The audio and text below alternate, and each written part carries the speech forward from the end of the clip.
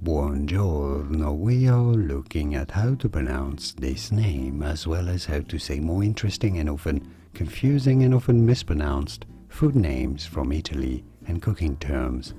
So make sure to stay tuned for this. This means sea fruit, or sea fruits, in fact, to be precise.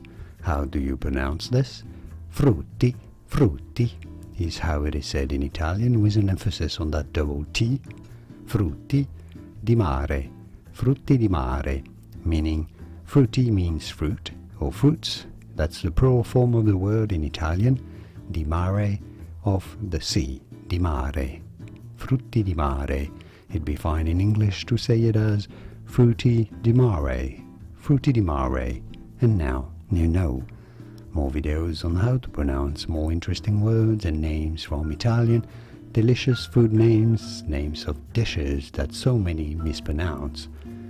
You won't after watching those. I'll see you there to learn more. Thanks for watching.